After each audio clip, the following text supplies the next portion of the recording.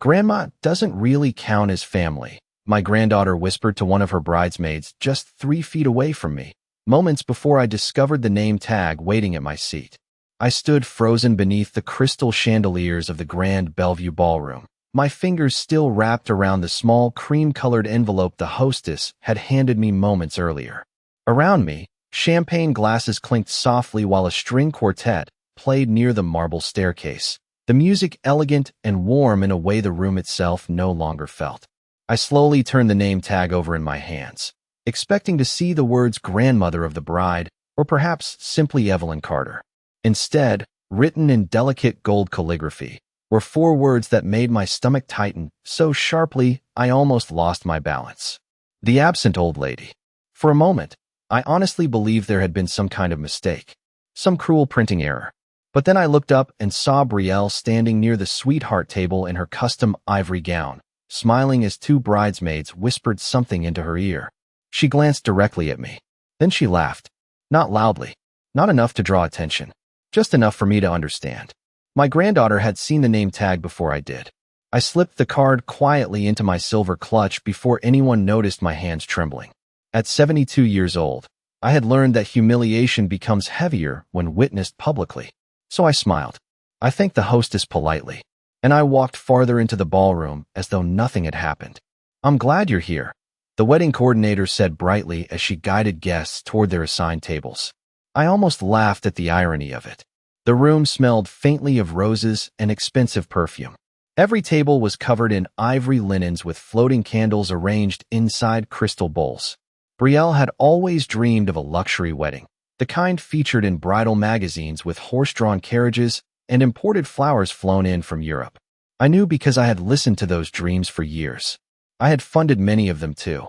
Near the dance floor, photographers gathered the bridal party for pictures while guests admired the massive floral arch behind the stage. I spotted my son Thomas adjusting his tuxedo beside his wife Denise. Neither of them noticed me standing alone near the entrance. Or perhaps they did. Sometimes people avoid eye contact because guilt is easier carried that way. I made my way toward the seating chart displayed beside the bar. Rows of names shimmered beneath soft golden lights. The Carter family occupied 3 large tables near the center of the ballroom. Brielle's college friend sat closest to the stage. Her future husband's family had front-row placement beside the dance floor. My seat was all the way in the back near the kitchen hallway beside a service station stacked with folded chairs. Table 19. I stared at the chart for several seconds before forcing myself to breathe normally again. Grandma Evelyn. A cheerful voice suddenly called out behind me. I turned to see one of Brielle's old sorority friends hurrying toward me in a pale blue bridesmaid dress. You look beautiful tonight. That's kind of you, I replied gently. She glanced around awkwardly before lowering her voice. I thought you weren't coming. The words landed harder than the name tag had. Why would you think that? I asked quietly. Her expression shifted immediately with regret. Oh, I just assumed because Brielle kept saying you never show up for family events. I smiled softly before she could see the hurt reach my eyes. I see. She apologized quickly and hurried back toward the bridal suite, leaving me standing beside the seating chart while laughter echoed through the ballroom around me. Never show up. The phrase replayed itself in my mind with strange clarity. Last Thanksgiving, when Denise told me dinner had been moved to Friday by mistake. Brielle's college graduation, when I received the invitation 2 days late. The family beach trip I only discovered through Facebook photos after everyone returned home. One memory after another began sliding quietly into place like puzzle pieces I had refused to connect for years. I suddenly realized something painful. The absent old lady was not a joke invented tonight. It was a role they had been writing for me for a very long time. I remained near the back of the ballroom for most of the cocktail hour, holding the same untouched glass of sparkling water while conversations floated around me in soft, polished waves. Every few minutes another guest would pass by wearing designer gowns or tailored tuxedos, stopping just long enough to compliment the decorations or admire the towering wedding cake near the center of the room. The entire reception looked like something out of a luxury bridal magazine. White orchids hung from golden arches above the dance floor. Tiny candles flickered against mirrored centerpieces. Somewhere near the entrance, A violinist played slow romantic music, while waiters carried trays of champagne beneath crystal chandeliers that probably cost more than my first home. Brielle always loved beautiful things. Even as a little girl, she used to circle dresses in department store catalogs and tape magazine photos of celebrity weddings to her bedroom walls. "One day, I want something grand," she would tell me while sitting cross-legged on my kitchen floor eating chocolate chip cookies after school. Back then, her dreams had sounded innocent. Sweet, even. I used to believe there was nothing wrong with wanting beautiful things as long as your heart stayed kind.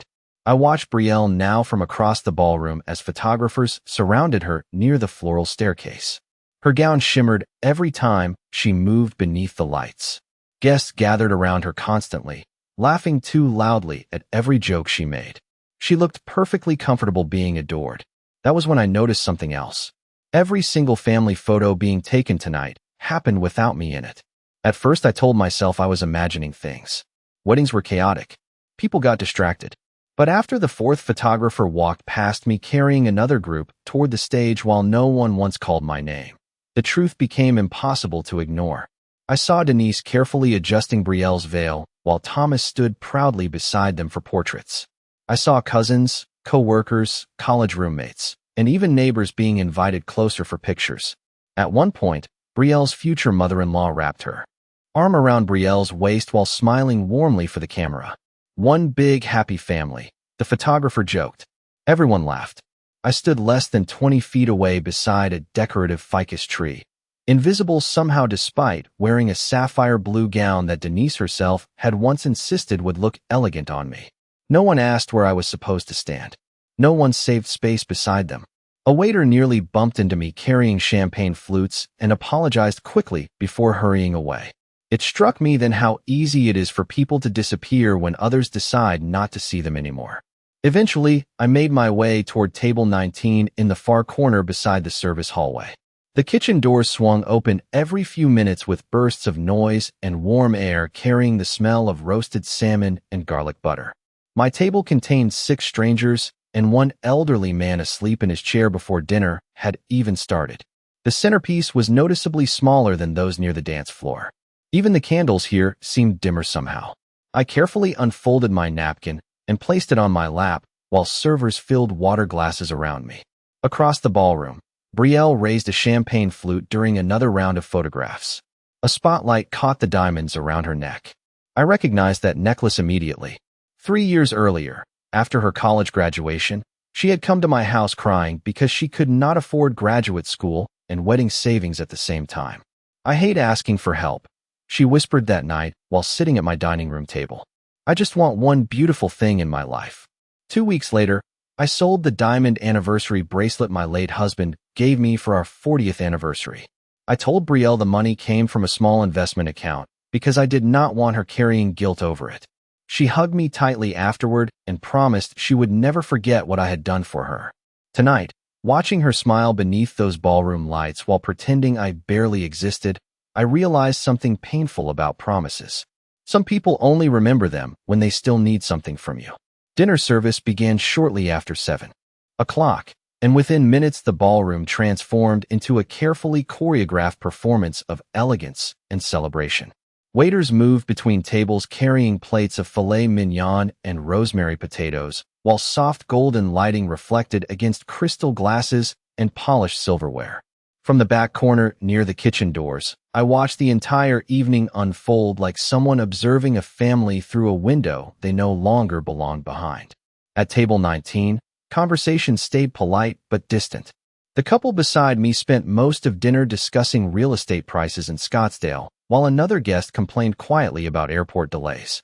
No one at the table seemed to know exactly who I was.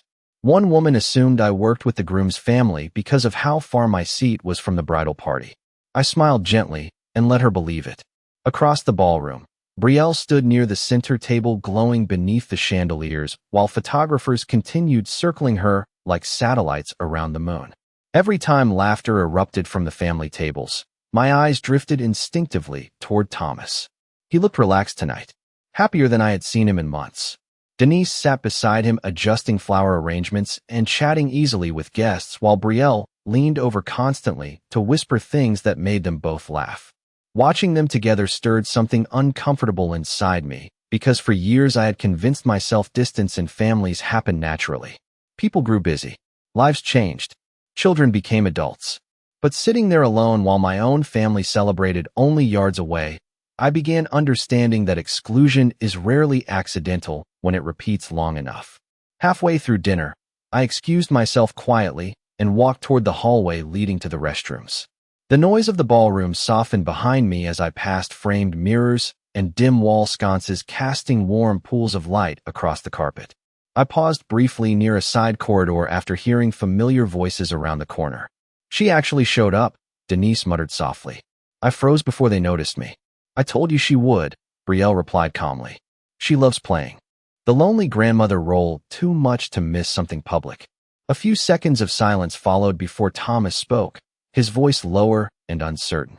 "Maybe the name tag was too much." Brielle laughed softly under her breath. "Oh, please. It was funny. Besides, everyone already thinks she disappears from everything anyway."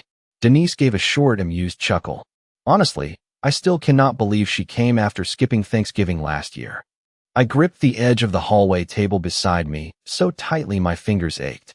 Thanksgiving. The memory surfaced instantly. Denise calling me the night before saying Thomas had caught the flu and dinner needed to be canceled. I had spent that entire holiday alone eating reheated stuffing while watching old movies in my living room. 2 days later, Noah accidentally posted photographs online of the entire family gathered together at Denise's sister's house, smiling around a fully decorated dining table. When I asked Thomas about it later, he looked uncomfortable and claimed there must have been some misunderstanding. I remembered apologizing to him for bringing it up. Apologizing. The realization settled over me slowly and painfully. They had not only excluded me, they had carefully rewritten the story afterward so the absence looked self-inflicted. "She makes people uncomfortable," Brielle continued casually from around the corner. "Every event turns into everyone feeling sorry for her." Thomas did not answer immediately. When he finally spoke, his voice sounded tired. "Just keep things smooth tonight, okay?" I heard footsteps approaching then, and instinctively stepped farther down the hallway before they turned the corner. Brielle walked past first, holding her bouquet loosely against her dress, while Denise followed beside her checking messages on her phone. Neither of them noticed me standing near the framed landscape painting at the end of the corridor. Thomas came last. For one brief moment his eyes met mine. He stopped walking. Something flickered across his face so quickly I almost missed it. Embarrassment perhaps, or guilt. But after only a second, he looked away and continued after them without saying a word. I remained alone in that quiet hallway for several moments, staring at the patterned carpet beneath my shoes, while music from the ballroom drifted faintly through the walls. Sometimes betrayal does not arrive through shouting or cruelty. Sometimes it arrives through years of small conversations held just out of your hearing until one day you finally understand the story your own family has been telling about you. I returned to table 19 just as the waiters began clearing dinner plates and replacing them with slices of layered vanilla wedding cake decorated with edible gold leaf. Around me, conversations grew louder as champagne loosened people into easy laughter.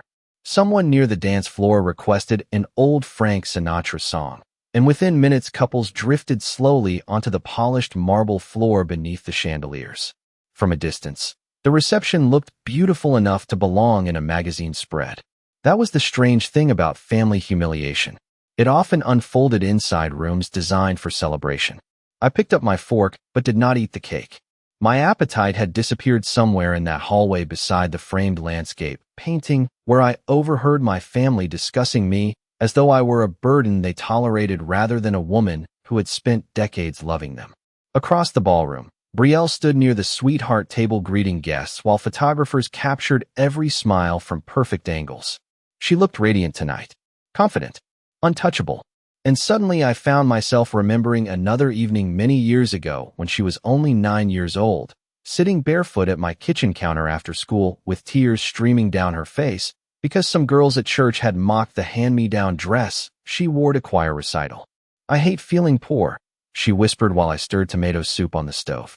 I remember kneeling beside her chair and brushing hair from her face while promising she would never feel alone as long as I was alive. The next morning, I took extra shifts at the bookstore where I worked part-time after my husband passed away. 3 weeks later, I surprised Brielle with a brand new blue recital dress displayed carefully across her bed. She hugged me so tightly that afternoon I could barely breathe. "You always show up for me, Grandma," she said back then.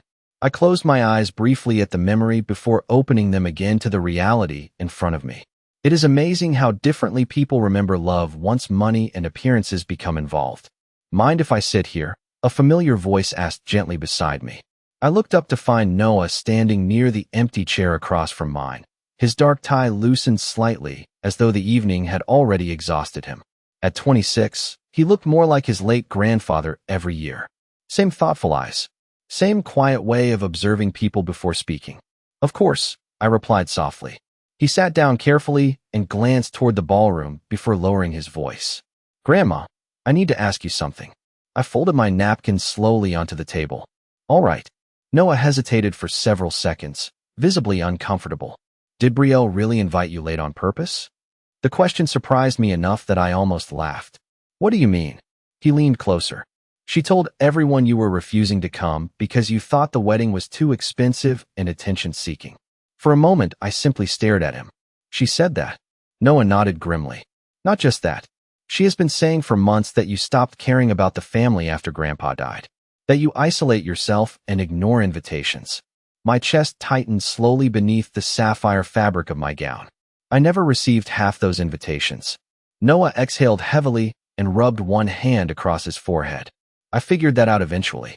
He reached into the inside pocket of his jacket and quietly slid his phone across the table toward me. "Look." On the screen was a family group message thread filled with months of conversations I had never seen before. Birthday dinners, holiday plans, weekend gatherings. In nearly every message involving me, Brielle inserted explanations before anyone even asked questions. "Grandma Evelyn probably will not come. She has been distant lately. She does not really enjoy family events anymore. It is sad, but that is just how she is now."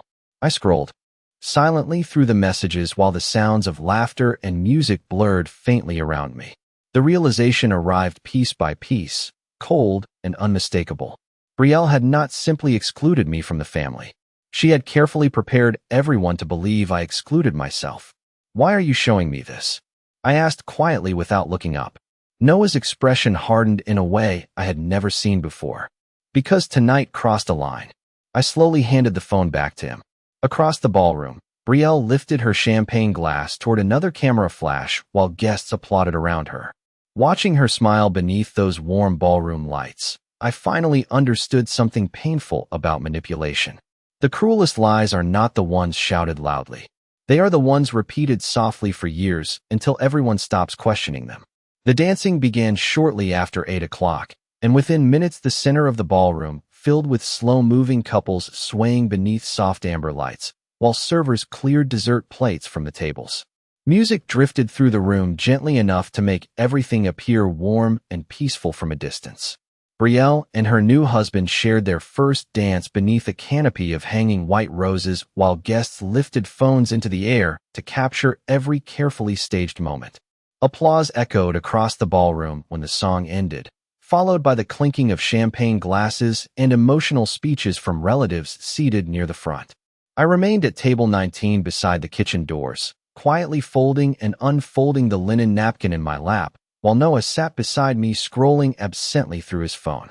Neither of us spoke for several minutes. Sometimes silence says more than comfort ever could. Finally, Noah looked over at me and sighed heavily. "I almost did not come tonight," he admitted softly. I turned toward him with surprise. "Why not?" He gave a tired half-smile. "Because I have been watching this happen for years, Grandma. And honestly, I got tired of pretending none of it bothered me."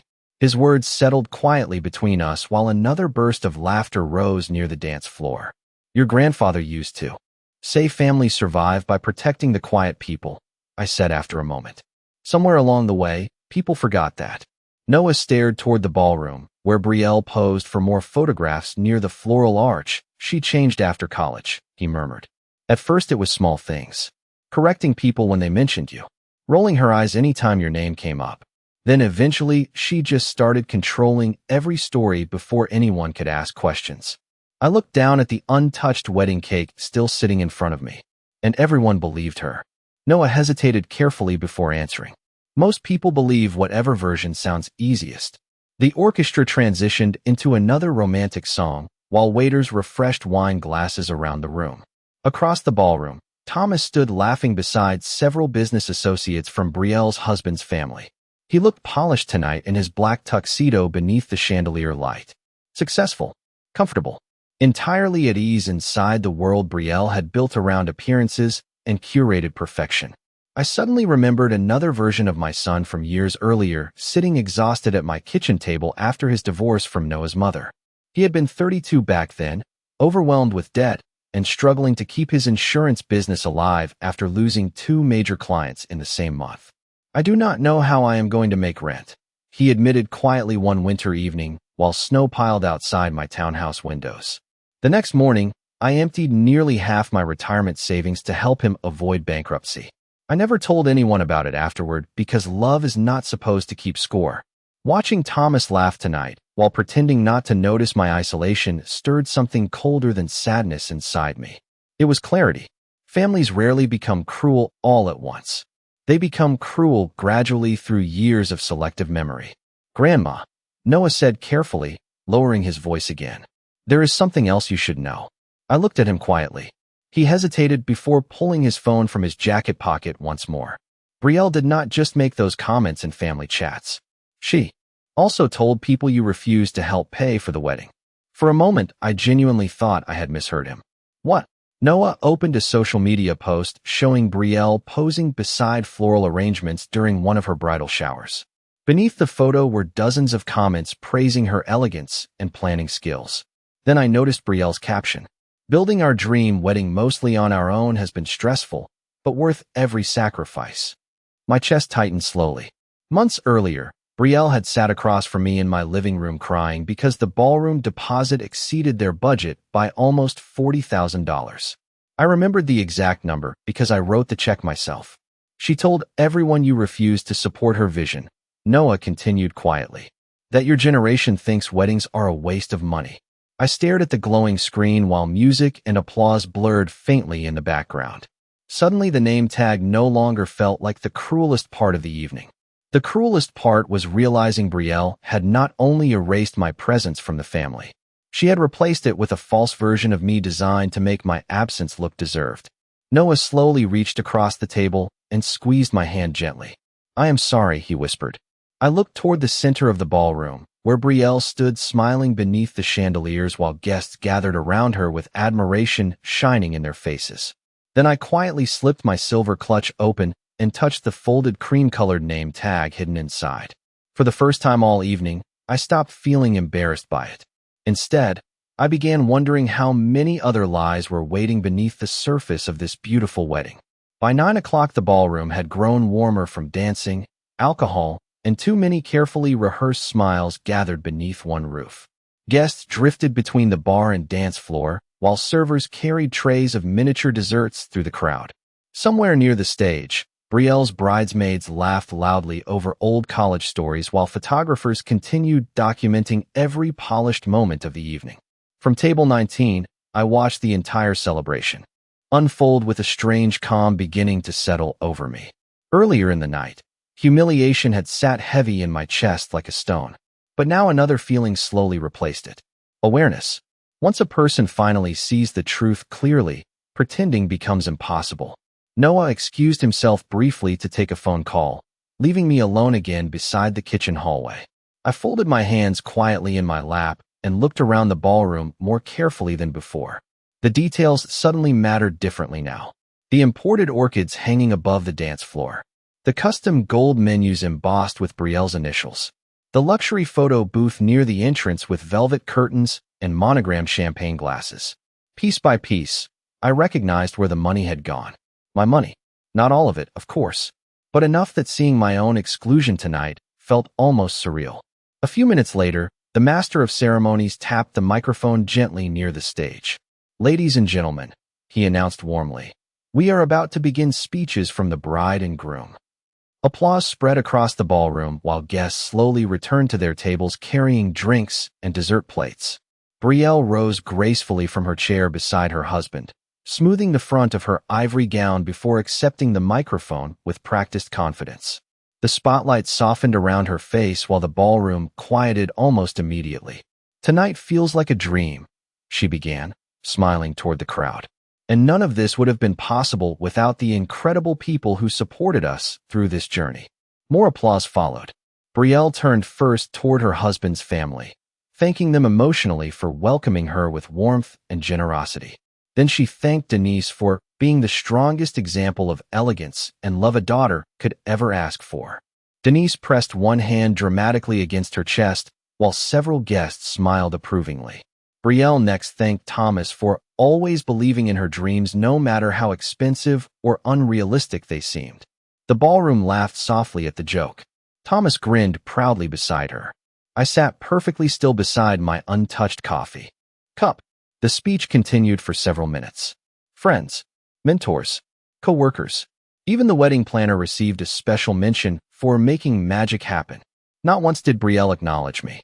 Not once did she mention the woman who quietly covered the ballroom deposit, the catering overages, or the custom floral arrangements hanging above her head.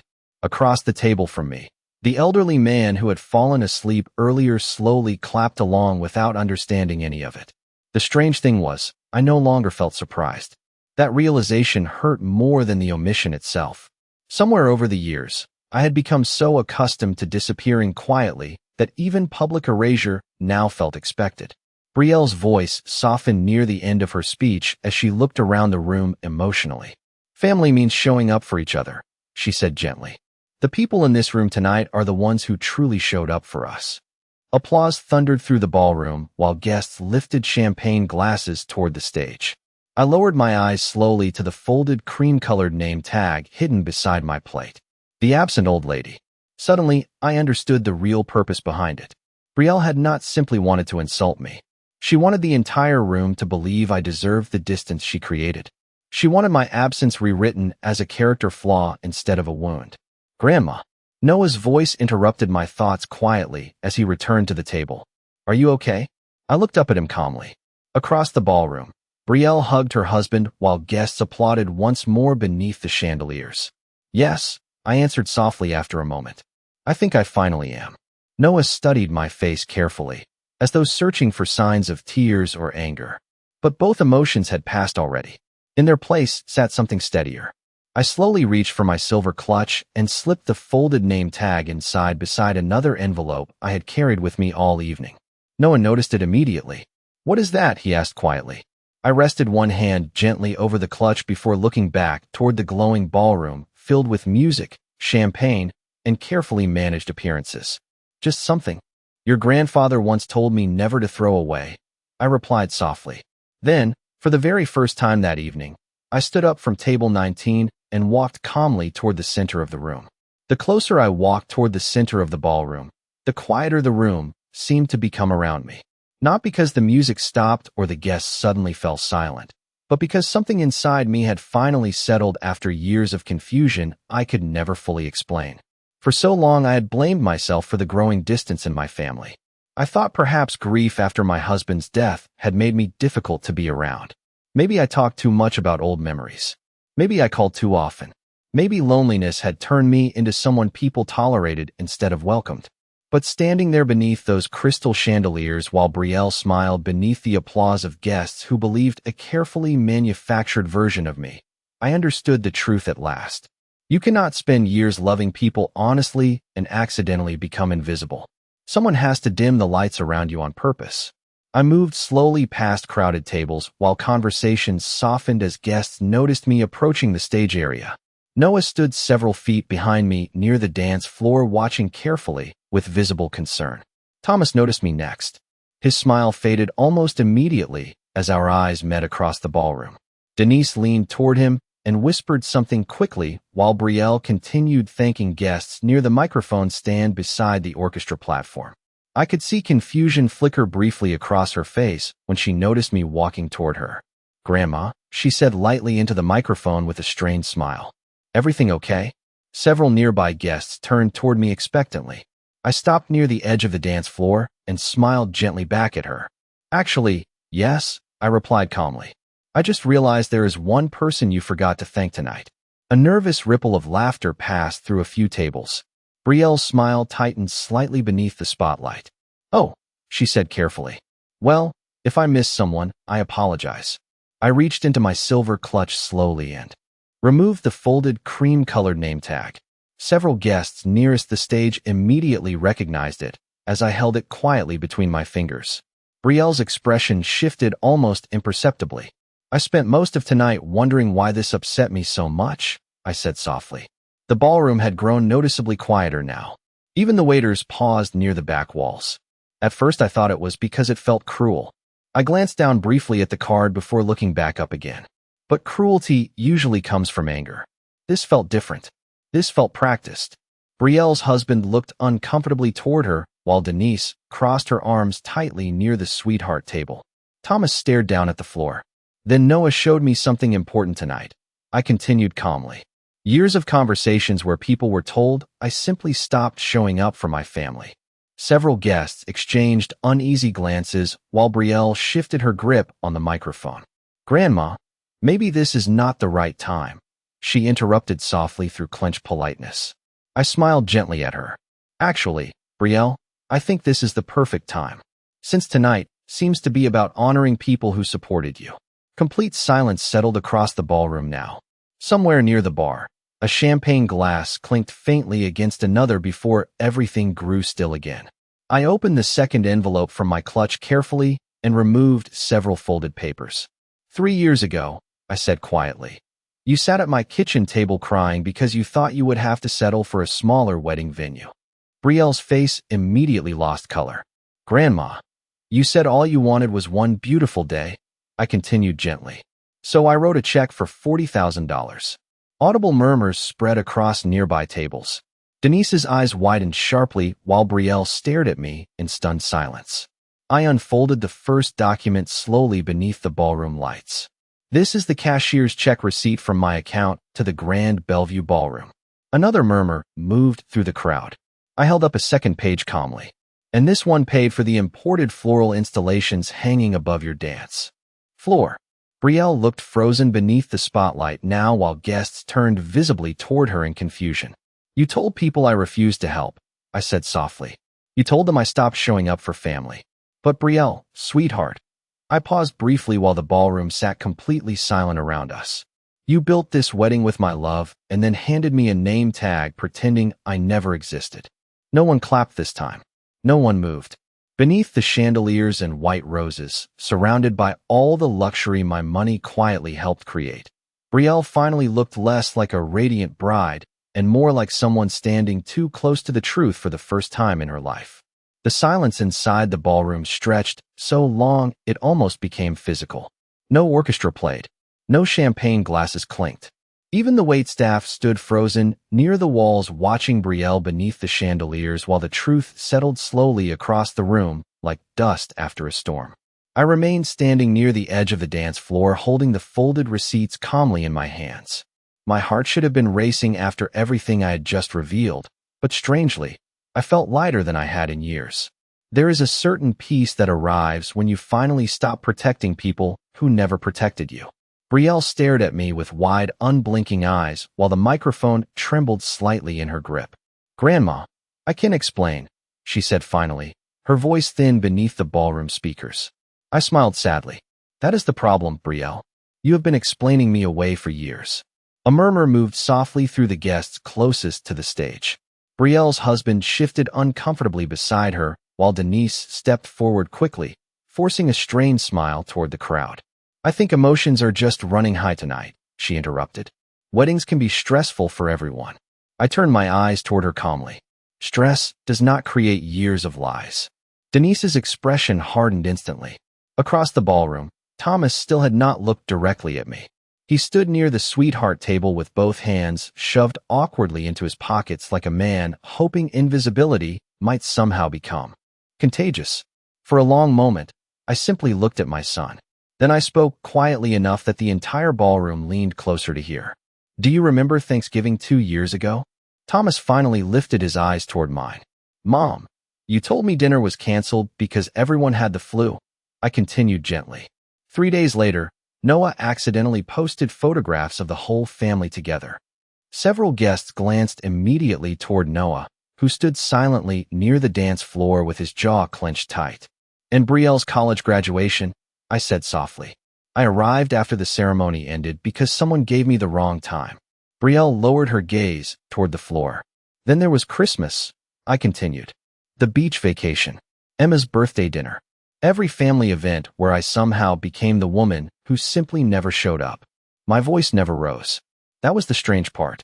I did not need anger anymore, because the truth itself carried enough weight. "You called me absent," I said quietly while lifting the folded name tag once more beneath the chandelier lights. "But none of you ever admitted how hard you worked to make me disappear." Brielle suddenly shook her head quickly, tears filling her eyes now. "That is not fair," she whispered. "You always made everything emotional and heavy after Grandpa died. People stopped knowing what to say around you." Her confession hung awkwardly in the ballroom air. Honest at last. Several guests looked visibly uncomfortable now, especially older relatives seated near the front tables. I nodded slowly. "So instead of speaking to me honestly, you rewrote me into someone easier to exclude." Brielle wiped beneath her eyes carefully, trying not to smudge her makeup. "I did not mean for it to become this big," she said weakly. "The name tag was just supposed to be funny." A soft sound escaped Denise then, somewhere between embarrassment and frustration. But I only looked at Brielle with a sadness deeper than anger ever could have been. "Humiliation always sounds harmless to the people creating it," I replied gently, "especially when the target stays quiet long enough." The ballroom remained completely still around us. I could see guests beginning to connect things now. Conversations they once overlooked. Invitations I never received. Stories Brielle told before anyone questioned my absence. One older woman near the front table slowly removed her glasses and shook her head in visible disappointment. Another guest looked directly toward the imported floral installations hanging above the dance floor, as though suddenly realizing what my receipts meant. Thomas finally stepped forward then. "Mom," he said quietly, his voice strained with shame. I should have noticed. I looked at him for several seconds before answering. "Yes," I said softly. "You should have." No one defended Brielle anymore after that.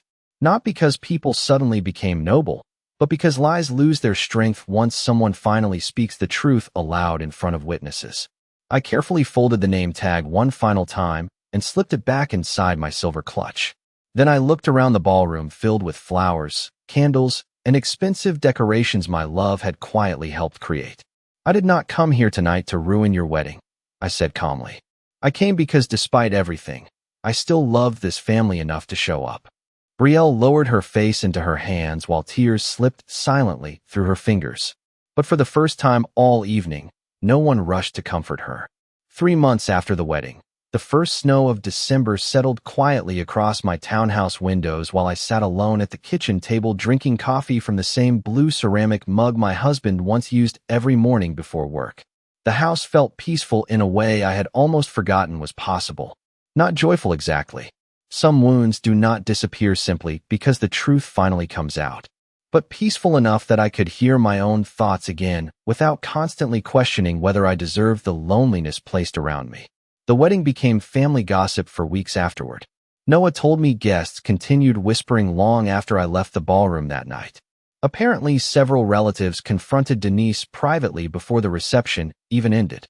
One of Brielle's bridesmaids posted photographs online, praising me for quietly funding the entire wedding while being treated horribly.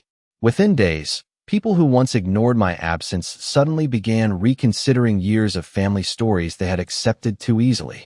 Funny how quickly narratives collapse once someone produces receipts. Brielle called me twice during the first week after the wedding. I let both calls go to voicemail. The first message sounded angry and defensive. The second sounded exhausted. She cried midway through explaining how embarrassed she felt after people started questioning her online posts and wedding speeches. "I never meant for everyone to turn against me," she whispered through tears near the end of the message. I listened quietly before deleting it, because for the first time in many years, I finally understood something important. Her embarrassment was not the same thing as remorse. Thomas visited me 2 weeks later carrying grocery bags and looking older than I had ever seen him. He stood awkwardly in my doorway, while snow fell behind him in soft gray sheets. I should have come sooner, he admitted quietly once we sat down in the kitchen. I stirred cream slowly into my coffee without answering right away. Some apologies arrive years too late to sound comforting. When your father died, Thomas continued carefully. Everything changed so gradually I did not realize what was happening. I looked at him calmly over the rim of my mug. That is usually how neglect works, I replied softly. No one notices it while it is still small. He lowered his eyes immediately. For several moments, neither of us spoke. Then Thomas quietly reached into his coat pocket and placed something on the kitchen table between us. The folded cream-colored name tag. I stared at it silently. Noah found it after the reception, Thomas explained. I thought maybe you would want it back. I picked it up carefully between my fingers. The paper looked smaller now somehow. Less powerful. Thank you, I said gently before placing it beside my coffee cup. Thomas looked around my quiet kitchen before speaking again. Brielle and her husband are having a difficult time, he admitted. A lot of people pulled away after the wedding. I nodded slowly but said nothing. There was no satisfaction in hearing it. Consequences are rarely as exciting as revenge fantasies make them sound. Mostly they are just sad. She misses you, he added after a moment. That almost made me smile. No, I answered softly. She misses the version of me who stayed quiet. Thomas looked as though he wanted to argue but could not find the words. Eventually, he left just before sunset, while snow continued falling gently across the neighborhood. I watched his car disappear down the street before closing the curtains and returning to the kitchen table. Later that night, I opened the small drawer beside the refrigerator where I keep old birthday cards, takeout menus, and my late husband's watch. I placed the folded name tag carefully inside before closing the drawer again. Not because I wanted to remember the humiliation, but because I never again wanted to forget how easily love becomes invisible when people stop treating it with honesty. The following Sunday morning, Noah came over for breakfast carrying fresh bagels and orange juice. We sat together by the window while winter sunlight spilled softly across the table. At one point, he looked at me quietly and asked, "Do you think things will ever go back to normal?" I considered the question carefully before answering. Outside, snow rested peacefully along the rooftops while the neighborhood remained still and silent beneath the pale December sky. No, I said gently. But maybe that is not always a bad thing. Noah nodded slowly as though he understood exactly what I meant. I took another sip of coffee and looked around my small, peaceful kitchen filled with soft morning light. For years they called me absent while I kept showing up with love, money, patience, and forgiveness. But in the end, I realized something they never expected. The person they worked hardest to erase had been the one holding the family together the entire time.